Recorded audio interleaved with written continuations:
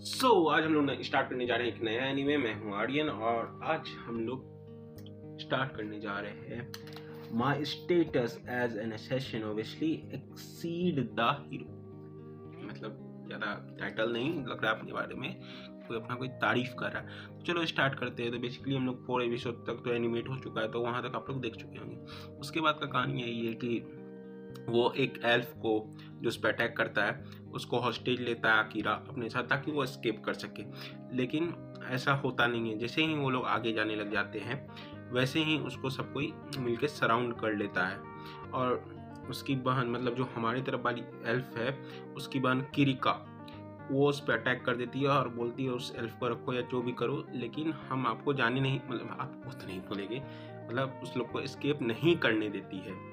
उसके बाद वो दिखाती है कि उसकी बहन ने उसके साथ क्या किया कि कोई पोशन के नाम से उसको पॉइजन वाला पोशन दे दिया, जिसके कारण उसके हाथ पे ऐसा स्कार आ चुका है। लेकिन बार बार एमेलिया यही बात समझाने का कोशिश करती है कि वो उसको सिर्फ पोशन दी थी, गलती से किसी ने उस पोशन की जगह पॉइजन पोशन रखा। लेकिन बार बार किरिका जो है ये बात बोलती है कि तुम्हारे पास कोई एविडेंस है? अगर तुम्हारे पास कोई एविडेंस नहीं है इसका मतलब तुमने उस पोशन को जानबूझ करके मुझे दिया था, जिसके कारण वो स्कार आ गया। और इनके रॉयल्स में क्या होता है, कोई भी अगर रॉयल्टी को, मतलब रॉयल्स को मारने की कोशिश करता है तो उसको एक ट्रेटर की तरह, एक क्रिमिनल की तरह देखा जाता है। तो उसके बाद वही कर रही थी। उतने में किरिका मेस्मराइजेशन का उस पर यूज़ करती है अकीरा पे, लेकिन उस पर असल में कुछ असर होता ही नहीं, क्योंकि हम लोग का प्रोटैगनिस्ट है भाई, मेन प्ले का प्रोटैगनिस्ट है, तो वो बहुत स्ट्रांग रहता है, तो उस पर कुछ असर ही नहीं होता। ये चीज़ देख करके किरिका थोड़ा अमेज हो जाती है कि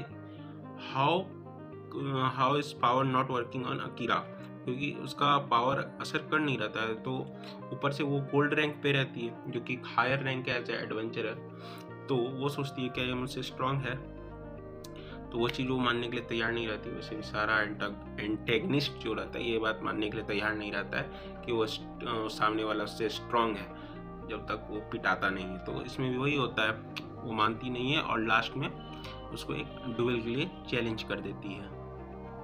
उसके बाद प्ले आगे, मतलब प्ले नहीं यार, मांगा आगे बढ़ता है। उसके बाद डुएल के लिए चैलेंज करती है। उतने में अरे क्या नाम था, अपनी तरफ वाली जो एल्फ है वो बोलती है कि वो मेरी छोटी सिस्टर है, उस पर तुम फुल फोर्स से अटैक मत करना, क्योंकि वो जानती है कि अकीरा कितना स्ट्रांग है और अगर अटैक करता है तो वो एक हिट में उसको ख़त्म कर देता है। लेकिन किरिका को ये बात समझ में नहीं आता है।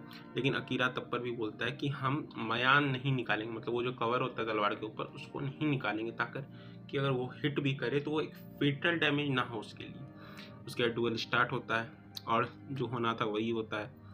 एक हिट करता है अकीरा और एक ही बार में किरिका को नॉक डाउन कर देता है। हालांकि उसने वो मयान निकाला नहीं था, तो एक फेटल डैमेज नहीं करता है, बस नॉकआउट कर देता है एक तरह से मार करके। तो किरिका यहाँ पे नॉकआउट हो जाती है और वो प्रॉमिस की होती है कि जाने देगी उन लोग को अगर वो हार जाती है डुएल तो। लेकिन ऐसा नहीं होता है। किरिका बोलती है कि उस पर उन लोग को आप पकड़ो, अटैक करो। तो वो सोल्जर सब बात मानते हैं और अटैक करने वाले लगते हैं। ये लोग नाइट पे बैठ के वहाँ से निकलने वाले ही रहते हैं। और इसका मांगा में दूसरा नाम है, लेकिन एनीमे में नाइट नाम है बिल्ली का, एक कैट का। तब तक उस पर अटैक होता है अकीरा पे, तो और अकीरा जो अपना शैडो मैजिक का यूज़ करता है और सबको प्रोटेक्ट भी कर लेता है और एक ही बार में सबको ख़त्म भी कर देता है। उसके बाद मांगा फिर आगे बढ़ता है और हम लोग देखते हैं कि अकीरा कितना स्ट्रांग है। एक ही बार में सारे शैडो मैजिक का यूज़ करके एक ही बार में एक डूम बना लेता है, जिससे कि सारे तीनों को डिफ्लेक्ट कर देता है और जैसा कि मैंने बताया कि सबको ख़त्म भी कर देता है। उसके बाद धीरे धीरे सबको रियलाइज होता है। उतने में एल्फ का जो मेन किंग है वो आ जाता है, मतलब अकीरा और एमिलिया का जो फादर है वो आ जाता है और यहीं पे चैप्टर 5 ख़त्म हो जाता है।